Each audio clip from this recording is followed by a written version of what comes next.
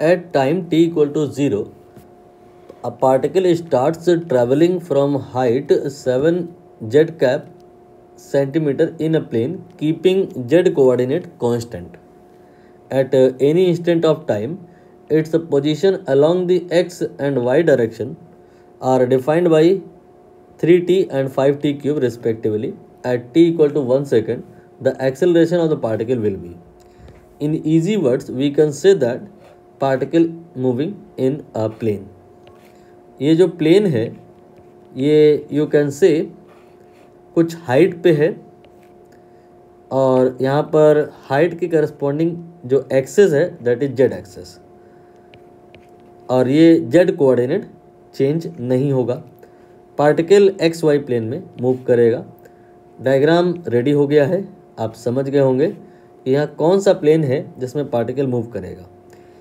ये जो प्लेन है, इस प्लेन का जो हाइट है ये 7 यूनिट के बराबर है और इस प्लेन में पार्टिकल कहीं भी पाया जाएगा, इसकी जो जेड कोऑर्डिनेट होगी, इसकी जो हाइट होगी दैट विल ऑलवेज बी 7। तो इस पार्टिकल में जब ये इस प्लेन में जब पार्टिकल ये चलेगा तो इसमें जेड कोऑर्डिनेट में तो कोई चेंज नहीं आएगा, Z coordinate will always be 7, right. But X और वाई इनके साथ में चेंजेस अप्लाइड हैं। X is given by 3t and Y is given by 5t cube. तो एक्स वाई जेड तीनों ही कोऑर्डिनेट हमें यहाँ पे दिखाई दे रहे हैं, तो हम मोशन मान सकते हैं कि ये 3D में है, लेकिन ये कहना ठीक नहीं होगा। क्यों? क्योंकि जेड कोऑर्डिनेट चेंज नहीं हो रहा है, इसलिए मोशन जो है 3D में कह लीजिए तो कह लीजिए, लेकिन ये मोशन इन प्लेन का ही एग्जाम्पल हुआ, because here only 2 coordinates are changing, third one remaining constant. But लिख गया है तो उसका भी डिफरेंशिएशन कर लेंगे, 0 आएगा। इसका डिफरेंशिएशन कर लेंगे, ये आपका 15t² आएगा। इसका डिफरेंशिएशन कर लेंगे, ये 3 आएगा। ये डिफरेंशिएशन कर क्यों रहे हैं? दरअसल कोऑर्डिनेट्स का डिफरेंशिएशन कर दो तो वेलोसिटी आता है। ये आपका वेलोसिटी का x कंपोनेंट है vx, ये आपका वेलोसिटी का y वाला कंपोनेंट है vz 0 हो गया। तो जो वेलोसिटी एक्सप्रेशन होगा that will be 3i cap then 15t² j cap. Question में पैनिकनेस बनाई है इन्होंने, आउट ऑफ ट्रेंड जाके लिख दिया है।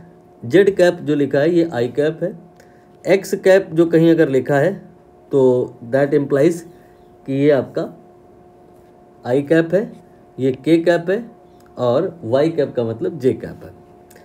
अब हम क्या करेंगे, इसको एक बार और डिफ्रेंशिएट करेंगे तो एक्सेलरेशन आ जाएगा, ये आपका 0 हो जाएगा और ये आपका 30t देन जे कैप हो जाएगा।